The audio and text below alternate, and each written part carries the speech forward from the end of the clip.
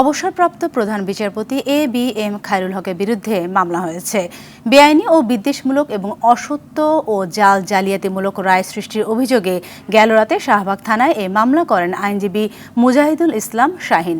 এছাড়াও সাবেক ৩ প্রধান বিচারপতি সহ আপিল বিভাগের ৭ বিচারপতির বিরুদ্ধে আদালত অবমাননার মামলা করেছেন সুপ্রিম কোর্টের আরেক আইনজীবী ডক্টর ইউনুস আলী আকন্দ।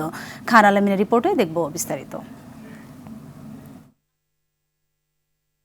বিচারক হিসেবে দুর্নীতিমূলক, বিদ্বেষাত্মক এবং বেআইনিভাবে রায় দেয়াসহ অসত্য ও জালিয়াতিমূলক রায় সৃষ্টি করার অভিযোগে সাবেক প্রধান বিচারপতি এ.বি.এম. খায়রুল হকের বিরুদ্ধে মামলা হয়েছে। রাজধানীর শাহবাগ থানায় সুপ্রিম কোর্টের আইনজীবী মুজাহিদুল ইসলাম শাহীন এ মামলা করেন। আইনজীবী দাবি করেন, খায়রুল হক সাবেক প্রধানমন্ত্রী শেখ হাসিনাকে খুশি করতে তত্ত্বাবধায়ক সরকার ব্যবস্থা বাতিল করে রায় দেন। আর তখন থেকে দেশে গণতান্ত্রিক ও রাজনৈতিক সংকট শুরু হয়। তিনি প্রধান বিচারপতি ছিলেন, তখন ত্রয়োদশ সংশোধনী বাতিল করে তত্ত্বাবধায়ক সরকার উনি বাতিল করেছেন।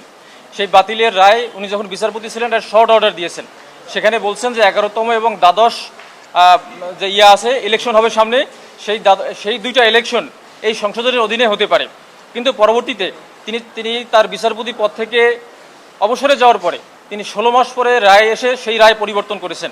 সুতরাং এইটা দণ্ডবিধির ২১৯ ধারা এবং ৪৬৬ ধারায় একটি সুনির্দিষ্ট অপরাধ। গত ২৬ আগস্ট নারায়ণগঞ্জ তার বিরুদ্ধে সংবিধানের ত্রয়োদশ সংশোধনী বাতিলের রায় পরিবর্তন ও জালিয়াতির অভিযোগে আরেকটি মামলা হয়েছে। তার বিরুদ্ধে ব্যবস্থা নিতে সরকারকে আইনি নোটিশ দিয়েছে সুপ্রিম কোর্টের আইনজীবী ফাউজিয়া করিম ফিরোজ। নোটিশে তত্ত্বাবধায়ক সরকার ব্যবস্থা বাতিল করে দেশে অস্থিতিশীল পরিস্থিতি সৃষ্টির দায়ে তার বিরুদ্ধে ব্যবস্থা গ্রহণের দাবি জানানো হয়।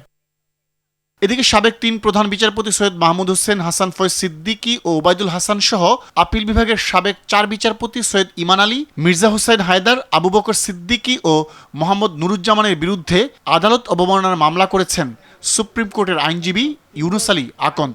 হাইকোর্টের সংশ্লিষ্ট শাখায় এই মামলা করেন তিনি। ১৯২৬ সালের যে আইন কন্টেম্পট অফ কোর্ট, হাইকোর্ট যদি রায় দেয় সেই রায়ের বিরুদ্ধে সরাসরি আপিল করা যায়, কিন্তু আপিল বিভাগ সোমোটো রুল দিয়ে সেই আমার যে আপিল করার রাইট সংবিধানের ১০৩ অনুচ্ছেদ অনুযায়ী সরাসরি আপিল করার যে রাইট, সেই রাইটটাকেও খর্ব করেছে।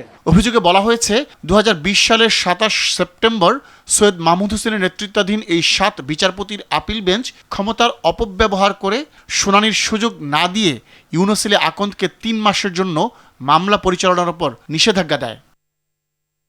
খান আলামিন, RTV, ঢাকা।